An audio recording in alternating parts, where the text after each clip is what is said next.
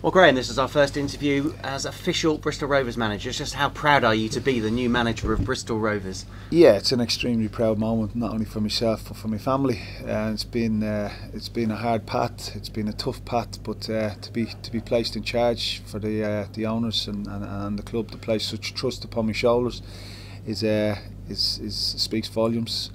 For, not only for them but for myself. But at the end of the day, it's about winning games of football, and hopefully we've turned the corner and we're on the right path.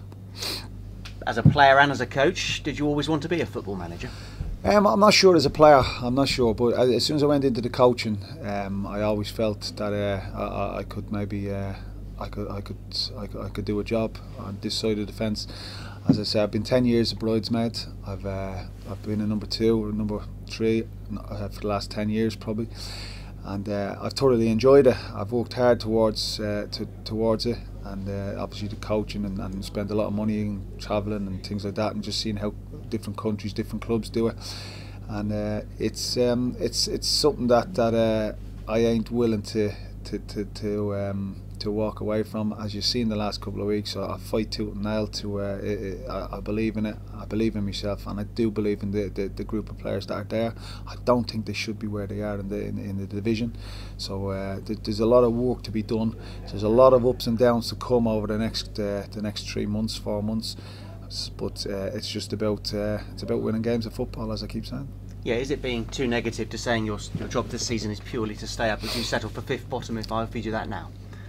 Yeah, because the football club would survive. The football club would stay in. I took over when we was it 23rd in the division. So yeah, I would consider that paramount at this moment in time. Our target at this moment in time is 52 points. When we get the 52 points, we'll then realign or reset the goals. But at this moment in time, staying in this division is paramount to this football club. It's been such a whirlwind. I imagine you've not really had time to think long term. I mean, where you hope Rovers will be in 2.5 years' time. Or should I say 2.5 minutes time? let's just concentrate on the here and now. Let's just concentrate on the challenge that we have ahead of us in this division. Yes, I'm ambitious. Yes, I have ideas that some might say are above my station, some might say are unachievable, but I do have ideas and I do have ambition. Every manager will be the same, every football fan will be the same, every player will be the same. If you don't have ambition, it's pointless. It's pointless being in the game, it's pointless being in the job. But as I say, let's just concentrate on the here and now. Let's get this side of things sorted first and foremost. Let's get our first target, as I say, is staying in division. Let's get that achieved. Let's get that done. Let's tick that box, and then let's move on. Did you have to board interview for the job, or did the work you do in the 5 games, did that convince the board to give you the job? No, I just got onto the training ground, got working with the players, and I think the players have got me the opportunity, really, because of the way they've applied themselves, the way they've been.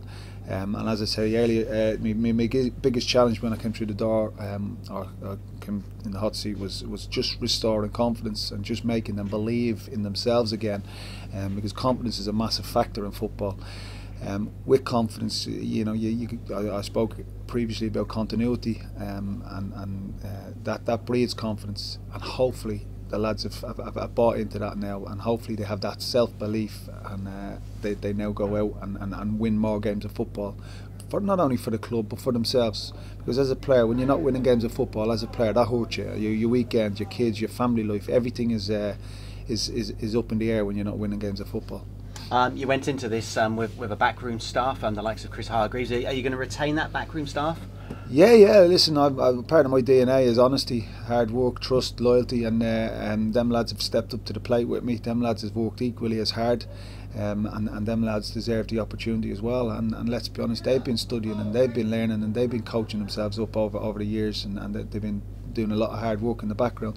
We've all been granted an opportunity, we've all been granted a chance, and it's up to us all now to grab it with both hands. And what style of football would you like Bristol Rovers to play under your stewardship? I would love to play the Pep Guardiola way. I would love to have Aguero up top and company at the back, but unfortunately that's the real world we live in. At this moment in time, we have to concentrate on winning games of football. We have to concentrate on shape, on fight, on heart, on desire, on passion. That is where we are at this moment in time. That is where the football club is. We're in a dogfight, and that's what we have to do. We have to fight our way out of that. And I cannot sit here promise people it's going to be pretty, because it ain't going to be pretty. If I was at the other end of the table, it might be pretty, and it might be a lot better standard, or it might be a lot better on the eye, or pleasing on the eye. But at this moment in time, we have to fight. We have to roll our sleeves up and fight tooth and nail for this football club, and to get every point that we possibly can.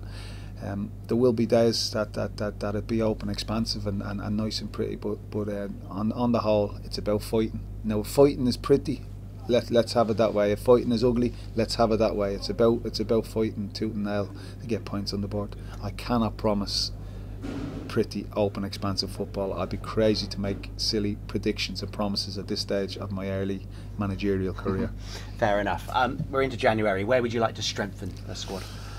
Well, look, there's a little bit of strength. There is strength at the football club. Just because we're down where we are in the division doesn't mean these are bad players and this is a bad football club and there's a bad this, bad that, and it's all negative.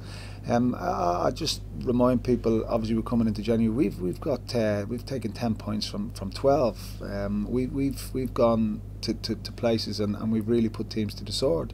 We've done well over the last few weeks. There's a lot of lads in there that have fought tooth and nail to earn that jersey. There's a lot of lads in there that'll hold on to that jersey. I've got 27 bodies, I've got too many, so if anything, one or two might have to go out the other way and get some first team football, get some game time under the belt, because they ain't going to be happy sitting in the stand, they ain't going to be happy sitting on a bench, and that's natural. You have to understand that. So I ain't going to stop anybody from furthering their career or going out and getting some game time. Those who want to do that, I will help them as best I can, because I want people here at the football club who want to fight for the badge, fight for the club, and want to fight for each other. I want to build that mentality in the change room. But yeah, I would like to bring players in, that's for sure. And if one or two go out, one or two can come in. If one or two come in, one or two will have to go out, and that's just logic. Where are we at with Tom Nichols? Is it a clean slate for him now that you're in charge? I've no issues with Tom Nichols. Tom Nichols is a good lad. He's a hard worker. I don't know why you've asked me that question, to be honest. Well, it's a man who's scored one league goal since joining the football club, and you're someone who has brought confidence to the football club and the players, and I guess one man who needs that more than anyone is Tom Nichols at the moment. Yeah, well, like, confidence was my biggest challenge when I came into the dressing room. So just trying to instill a little bit of confidence and self-belief, and hopefully I've done that. And hopefully Tom Nichols, if you want to use Tom Nichols as an example, hopefully Tom Nichols has bought into that and believes now that he's the confidence and the belief and new installed confidence and belief. But yeah, listen, the lads will all be treated equally. They'll all be treated fair. Once they treat me equally, once they treat me fair as well, then we'll have no issues. But no, they're a good bunch of boys. They're an honest, hard-working bunch of boys. Sometimes in football you get a little bit of luck, sometimes you don't. Tommy may be going through a little period like that in his career. But yeah, we'll certainly do a bit of work with him. We'll certainly help him. We'll certainly be pointing him in the right direction. Emma asked you about Jack Bonham this morning. What about Joe Martin? His loan up around now?